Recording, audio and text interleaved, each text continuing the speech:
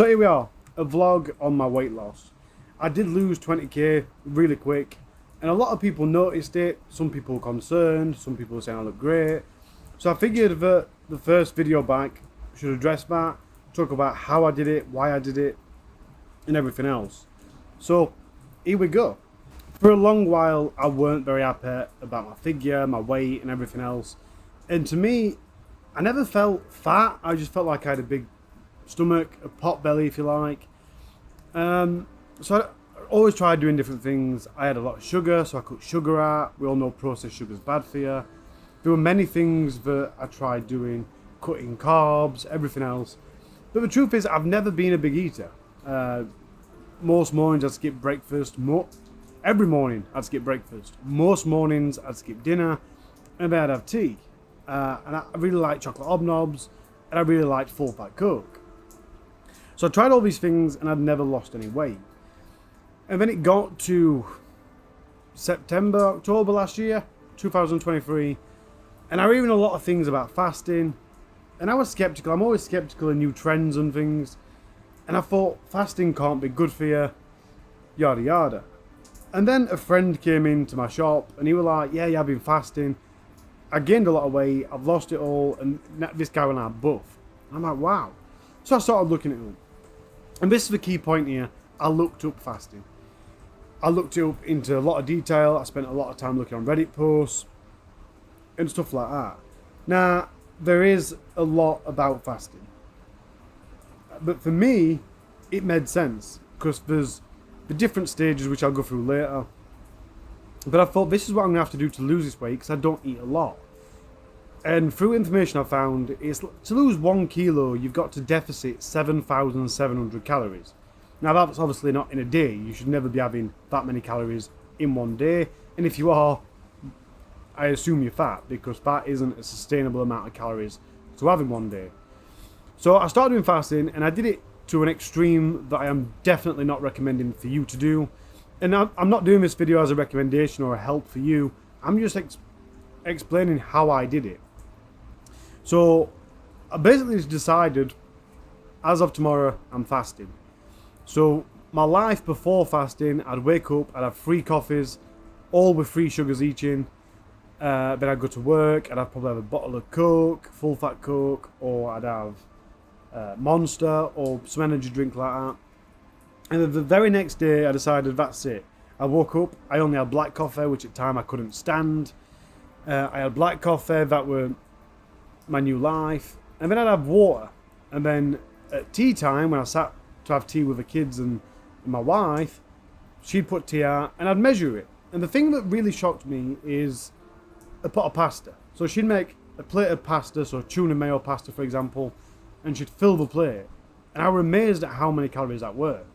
And I decided I was going to target for 500 calories a day. So I'd only have between 400 and 700 calories every single day. And that were in one meal, and that were it. And I were extremely strict on that. The only things that I have out of that was black coffee and water. Nothing else. No sugar, nothing else. So I did that for about a month. And I've told people that I lost 1 kilo in a month. And I thought I had. But when I looked at my weight tracker app earlier, it's closer to 2 months than it is 1 month. As I've said, to lose 1 kilo a month, so 2 kilos is roughly £1. So to lose 1 kilo in a week, you need to deficit 7,700 calories. That's 1,100 calories.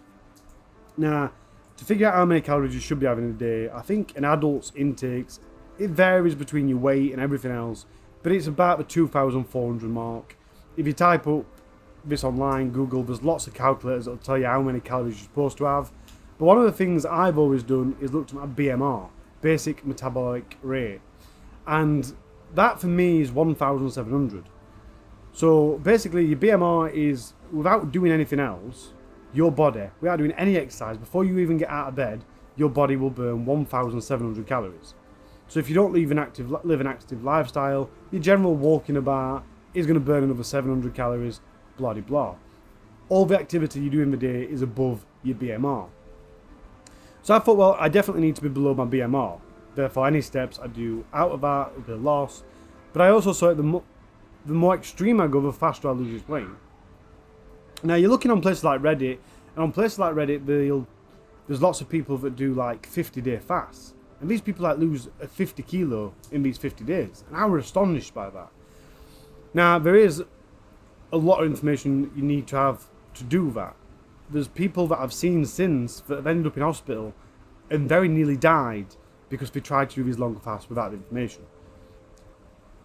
Do you have to eat? Not particularly, but your body still needs the minerals and the nutrients. So if you're going to do a long fast, you need to have electrolytes, and that basically magnesium and things like that, and that'll keep your body healthy and sustainable. And that's the reason these people can do these long fasts. You cannot do more than 20, well, you can do more than 24 hours, but you can't do more than 48 hours without that, them nutrients and stuff.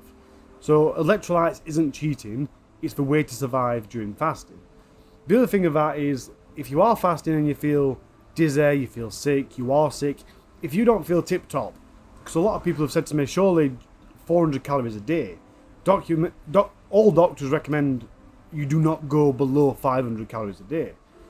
And I felt really healthy. I didn't even have a sugar come down from the amount of sugar I used to eat or anything like that. And again, I'm not recommending it. There's a lot of things, if you've got a disorder when it comes to eating, I don't think YouTube will let me say it, but you know what I mean. If you've got that sort of disorder, you really shouldn't do fasting. Diabetes, heart conditions, stuff like that means you shouldn't do fasting. So if you've got any health conditions at all, do consult a doctor first. I know it's hard to say doctor in this day and age, but seriously, take it serious. This isn't something you should just do. And if you do decide to do it, any sign that you're not feeling well, break your fast. It is important. If your body's not well, if you feel lightheaded, if you feel sick, anything like that, that's not a normal symptom. If you do feel that, stop it immediately. I also did 48-hour fasts. I weren't just doing one meal a day. Some days I'd skip a day. That was very rare. Once a week, once a fortnight. So I'd have 400 calories Monday at tea time, and then I wouldn't eat again till Wednesday tea time. And again, during one of the phases, I felt really lightheaded. I had an upset tummy at about 30-hour mark, so I went out something to eat, and I was okay, and I did the 48-hour fast the week after, or a few days after. But yeah, I didn't feel drowsy for it. I didn't feel anything. I felt really fit, really healthy. And like I said, thanks to that extreme fasting, I managed to go down from 102 kilo all the way down to, I think I got down to about 85. And now I'm currently at about 79. I want to go down to about 75. I've started weight training as well now, so. And I found that the change of lifestyle, obviously I'm now running a pub, and I found that it's not easy to fast because I'm not in that strict routine of fasting all the time. If I have to try beer to make sure it's alright, that's breaking fast.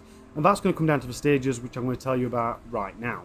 Now, one of the things I don't want to do here is portray that I'm some sort of expert. I'm not, that's not what I'm doing. I'm just telling you my experience of this. So as I go through this information, do your own research. Like I said, speak to professionals. I'm not pretending I know everything about it, because I really don't. I'm just sharing some more information with you so I can explain better of what I did and why I did it. So the first stage is 8 to 12 hours. And again, I've found where you look, these hours vary.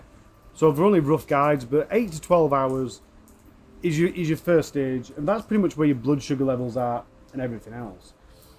At stage 2 of fasting, you're talking 12 to 16 hours. This is where you really start burning fat. It's your ketosis stage.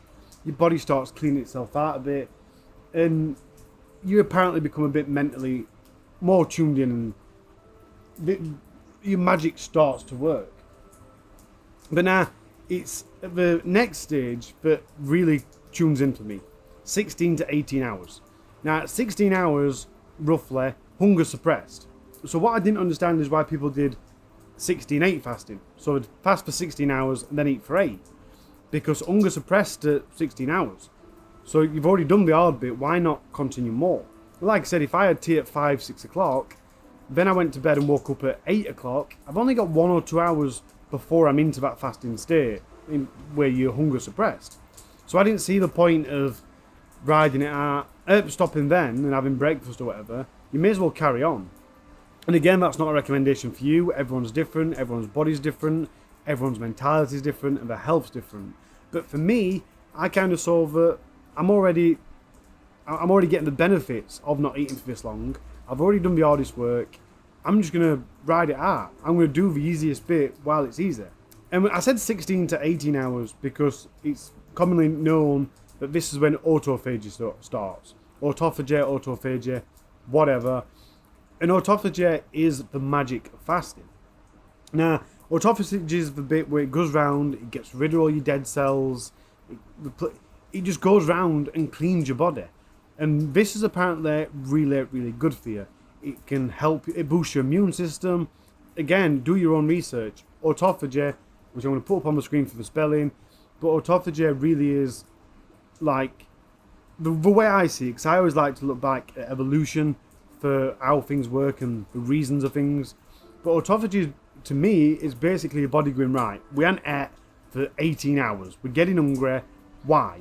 Let's go through our body. Let's fix everything. Let's get this ship in motion so we're fit and healthier to fight the next animal so we can eat. Or so we can go out and on whatever else. But autophagy really is the cornerstone. For me, there were two main reasons to go past 16 hours. One was autophagy, and the other one was the hunger suppressed. And I really didn't struggle at any point. There were certain days where a couple of hours before tea I were a bit hungry. But again, I'm nearly there. Why would I want to waste it? Why would I want to add extra calories? I'm just going to go for it. The other question people ask is, what did you eat?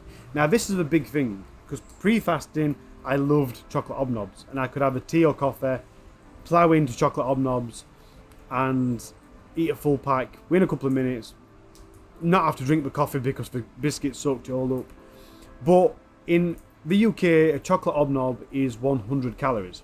And there's 14 chocolate hobnobs in a packet of hobnobs. So that's 1,400 calories just gone. Not much great coming out of that. You're eating processed sugar and everything else. But then we had a Sunday dinner and I weighed everything out onto the plate and calorie counted it. And my Sunday dinner, minus Yorkshire puddings, which as a Yorkshireman's heartbreaking to say, but minus my Yorkshire puddings, were only 700 calories. And I was stuffed after eating this. So it dawned on me that you can have two full Sunday dinners, roast dinners, whatever you want to call it from around the world. You can have two roast dinners for the packet of hobnobs. And that's when it really clicks in. So if Steph, my wife, were cooking pasta for the kids, I'd end up going and getting a rack of ribs, which is about 500 calories. Steak, again, 500 calories. And I'd eat mainly fats and proteins and tried less on the carbs, purely for no other reason than carbs. Carbs are an energy source. So if you don't burn that energy straight away, it's going straight to your gut. But on that, and I'm not one to look at micronutrients that much, but a lot of people do argue that, wait a minute, fat does cell replacement like brain and other cells around your body, and protein does muscle repair. So a lot of people don't actually count them the same as they do other calories. I personally don't care. I'm very much the mathematics of calories in, calories out. And again, I've seen a lot of people these days that proclaim to be these experts saying that that's not how weight loss works and everything else. And then they try and push something else. But I look at these people and say, well, you're pushing something, you're trying to sell something, even if it's your own brand. For me personally, what's worked really well is extreme fasting. Now, like I said, a lot of people as well, and that's another key point, a lot of people have said, well, I've done fasting, 8, 16, and it hasn't worked for me. Well, what are you eating in your 8 hours? And it generally comes out that they're eating the same amount that they would if they didn't fast. And again, that's not going to work for you because you're not on a calorie deficit. You don't have to be as extreme as I did. Like I said, find out your BMR, and if you stick to your BMR, you will gradually lose weight. If you stick to 1,000 calories, you'll lose weight faster.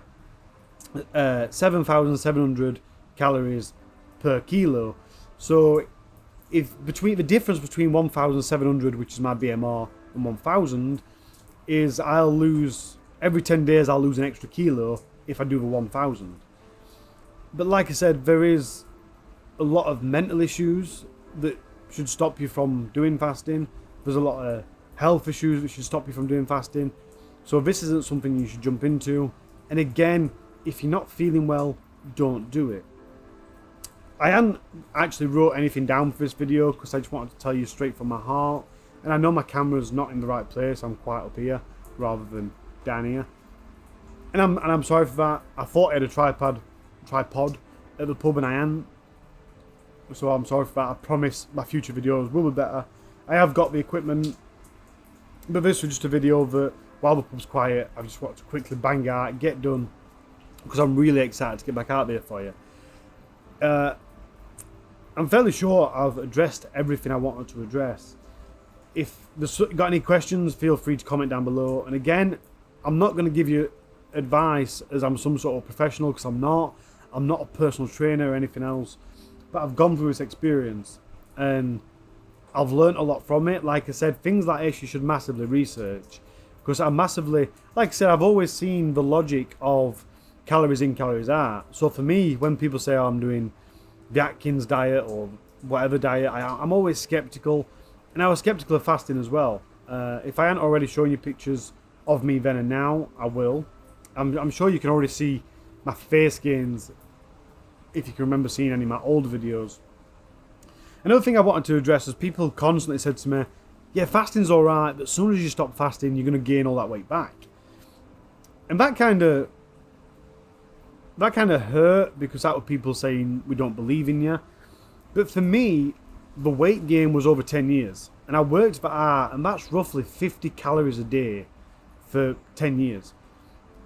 And that's half a chocolate hobnob a day less. So if I carry on my normal life and keep an eye on my weight, there'll be very little I have to do that. But the good thing about fasting as well is because you're hitting a target and you're very aware of how many calories things have got in it, you naturally learn to eat better anyway. You train yourself to come away from fatty and sugary and heavily calorie foods, and you start eating healthier. I'm sat here now with a bottle of water. I used to hate water. I still in the morning have black coffee with no sugar in it. Not black tea, I can't stand black tea. So if I do have a tea, I'll have milk and 1 sugar, which is better than the 3. But again, I'm staying away from that. And since we've opened the pub, because of a change of lifestyle, there's very few days where I've properly fasted. And at the minute, I'm addicted to iced coffees. Oh, Own Bargains, by the way, they do the best, and they're only 59p. But again, they're 200 calories a cup. So you think, well, if I were extreme fasting on 400 calorie target, 2 of them, when I usually have 2, that's my day's worth of calories gone. So you do become very wise and very aware. And since I've been talking to people about this journey, I figured out a lot of people do it. There's a guy that comes in that weighs himself every morning, and he's got like a bracket, and if he goes above the weight bracket, he'll fast for just 1 day to bring himself back into that bracket. So it is sustainable if you do it right. If you just don't eat for 16 hours and then stuff your face for 8 hours, it's not going to benefit you all that much. But if you do it right, if you watch your calories, if you educate yourself, if you become... I never really become part of a community. I'm more of a lurker, so I read what other people are doing. Then you educate yourself, you train your body, and you adapt, and you lead that healthier lifestyle. As I keep going back round in circles to the fact that I'm not doing it at the minute, like I said, I have just lost another kilo. It's hard, because as a publican, you kind of have to drink, you have to interact with your regulars and stuff. And again, beer has calories, and this is what a lot of people don't do. I was talking to my dad about fasting, and he was like, oh, I don't eat that much, but then I go out and drink. And I'm like, well, yeah, but how many pints do you have? He's like, well, 5, 10, whatever he said. And I'm like, yeah, but that's a ton of calories you consume in beer. So yeah, you've had a salad for tea and no else during day, but you've just drank a ton of calories. And I'm not saying don't drink or anything like that. I'll never tell you how to live your life. And again, I'm not giving advice. I'm speaking my experience. But for me, while I'm doing fasting, I don't want to starve myself all day, which again, that's not how I feel when I'm doing it. I feel healthy and I don't feel like I need to eat. But I don't want to do all that to then chuck it away at the end of the night and not have the gains that I should have. I'd much rather do 1 month, right, that's it, we're getting rid of all this weight, and then, you know what I mean, so then live the lifestyle. Because it is sustainable for me. Because I'm not a heavy drinker anyway. There's probably once a fortnight, once a month that I ever drink. So it's not like I'm overloading on calories when I'm not fasting. I don't know. But I can tell you that since November I haven't really fasted. There's been the odd weeks where I've managed 2 days and stuff. But I've maintained my weight. And it is because I've trained my mind and body to, one, not want to eat, and two, you notice the little things as well. Because somebody, I'm not going to name shame, but somebody I know will do stuff like they'll count calories, but then they'll have a sweet, and it's only one sweet, so I'm not going to add it. But if you have 5 times a day, that might be 50 calories you've just added to your diet, or even 100 calories. And if you're only on a 100 calorie, see, that's the thing. If you're only on 500 calorie deficit, for example, 500 calorie deficit, you're looking at 2 weeks to lose a kilo, 2 pound. So if into your 2 pounds, it's going to take you 2 weeks to lose a pound a week. If you're then having the odd sweet or the odd biscuit, it might be a month before you lose a pound. And then you're going to be demotivated and everything else. So yeah, I'm not onto that at the minute. I did do a series of weight training. I bought some weights that were massively reduced from new. So I was doing that, and I gained a lot of strength and a lot of muscle through doing that. And again, that offsets because weight weighs more than muscle. Again, I'll try and find the picture. There's this image going around of artificial fat versus artificial weight. And I don't know the exact formula. Again, I might pop it up on screen. But weight weighs something like, it's more dense than fat. So it weighs like 2 or 3 times more. So you can look at someone that's 100 pound of fat and look at someone that's 100 pound of muscle, and they'll be completely different figures. So you can't just go on weight. And this is why things like BMI, is it? Body mass index. You can get a weightlifter that's overweight. It's not because he's fat or out of shape. It's because he's got tons of muscle that weighs a lot. So I was doing this weight training. And the thing I like about weight training as well is you burn the calories while you're doing it. But then your muscles need to repair. So it's still taking in calories to repair your muscles.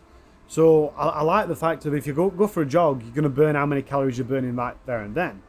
But unless you're constantly jogging to the extent that you're extending your muscles, that's it. As when I do half an hour weight training in the morning, I do 1 set to failure if you're interested. I do that, and I'm still going to be burning calories for the next day, the next 2 days. At the minute, my arms are still aching, which is a great feeling because I know that while my arms are aching, I'm burning calories. Again, that might not be to the book, but it's roughly, the information's roughly about right. I stopped weight training because I was drunk and I lifted a bloke up above my head and we fell over and I hurt my back. It weren't a strength problem, it was a balance problem because we were both drunk. We're doing the dirty dancing lift. Anyway, so I did that, I fell over, I hurt my back, so that put me off weights for about 2 weeks. And I also lied to myself. I told myself that muscle's gaining me weight and I'm trying to lose weight, so I can't keep track of it and that's demotivating. But then I was talking to a guy who I know that his dad owns a gym and he's ran his gym for him. And he said, look, you're lying to yourself.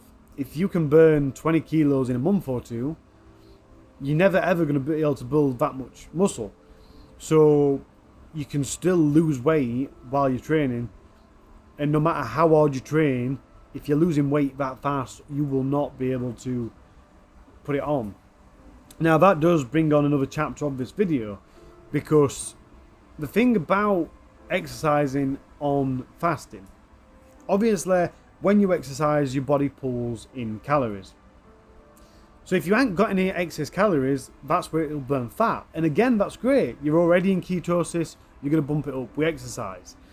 But again, your electrolytes, your nutrients that your body needs isn't readily available. So you're a lot more likely to feel thin, to be sick or anything else. So that is something that you should be very, very careful of. If you're going to exercise while fasting, make sure you're nutriented up. Make sure you've got plenty of water. And that's another thing. The daily recommendation for water off elf bodies are 2 litres. When you're fasting, it's free. I've never been a big drinker, so I found that if I didn't drink 2 litres, I got headaches and stuff. 2 litres were my sweet spot. But there was also a 3-day period where I didn't drink enough water. And in them 3-day periods, even though I were only having 400 calories a day, I practically didn't lose any weight. The next 3 days where I drank 2 to 3 litres worth of water, the weight absolutely fell off me. So water is not only important to keep you healthy while you're fasting, but it's also important to help you lose that weight. Your body is massively made up of water and it needs that water. So you've got to keep it replenished. Like I said, the recommendation for while you're fasting is 3 litres. Everyone's different. I can make do with 2 quite happily and easily.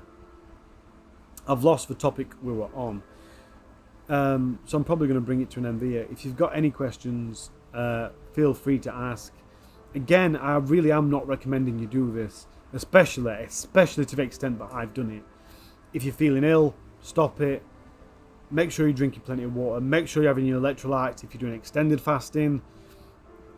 And make sure you do your research before you start. Like I said, the story I ran about the girl that I read of, she'd seen people on places like Reddit doing 50-day fasts. So she'd done 1-day fast before and she thought, I'm going to do 50 days.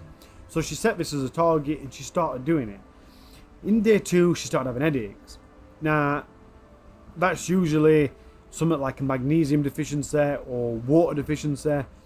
Again, at this point, you should break your fast because you're not feeling well. Come back to it at another point. And if it happens again, figure out why it's happening. You could have a health condition that you don't know of, anything else. Make sure you're having your electrolytes. Make sure you're having water. Anyway, she carried on. And the 3rd day, she was being sick. She really weren't well. But again, another symptom that you need to stop your fast. She didn't stop. She carried on. And then on the 4th day, she woke up in hospital. And the doctor said to her magnesium levels were that low, she could have died. If she hadn't been found, she'd have died within a couple of hours. Or she'd have lost brain functions and all that stuff. She was saved at the very last second for her health. And like I said, that's just to enforce, this is a true story, and that's just to enforce the fact that you go on places like Reddit and people aren't explaining that actually I'm doing this on electrolytes. Very few people mention that, and it is very important. If you're going over 24 hours, you should consider electrolytes. If you're going over 48 hours, you have to take electrolytes because your body needs magnesium, as for one, but other things. And electrolytes are basically like supplements. It's got all these nutrients and stuff crammed in with as few calories as possible. So there you go. Because I hadn't scripted this, I'm fairly sure that I'm gonna miss things, and I'll probably put up the timeline again of the stages because what I was looking at, reading it out to you, is different from what I was using. But there you go. So yeah, this is not what the vlog is going to be from now on. There's certain things. We're going out in 2 weeks' time to a theme park. We're taking the kids with us because it's actually one of the kids' birthdays. But we're going to vlog that. And as I look for more staff, we'll start doing more things. There's stuff me and Steph want to do. That Steph wants to do, which is a bit shy on camera. So it's probably going to be me and trying to incorporate her into it. But it's not just theme parks that I want to do. There's places. Me and Steph have got a map up of one of them scratch maps of the UK of places we've been. So maybe even incorporate you on that as well. His youngest is going to start nursery soon. So we'll have a bit more time and freedom. And like I said, we're looking for more staff for the pub. So if I can hire staff, then that's his weekdays spare. So we can make vlogs then. And again, if I've got that time to make content like the last sort of content I want to make of talking to people and getting their life stories, that is something I still want to do, but at the minute I ain't got time. And I don't think people realise that when I did true crime, I was doing cases from scratch. I'd only cover cases that haven't been covered before. And the reason no one covers them is because of how much time it takes to research. If you cover a case that everyone's done, the research is already there and done for you. I weren't doing that, and that's why the channel was so successful. But that did literally take me pretty much every waking hour for about 7 days straight. And I ain't got the time or effort to do that, so I can't do that now. But it's still on the cards, everything's still on the cards. Basically at the minute, I've just decided that I miss you guys. The channel's been mute for far too long. So it's either go and do something or drop the channel. And I just couldn't bear losing you guys. We've put so much effort into it, we've had so much support. So let the fun times roll. This channel is about to go in so many different directions. If there's a kind of video you guys want me to make, please do let me know. But for the time being, I'm going to go and edit this video. I'm going to get it out to you as soon as possible.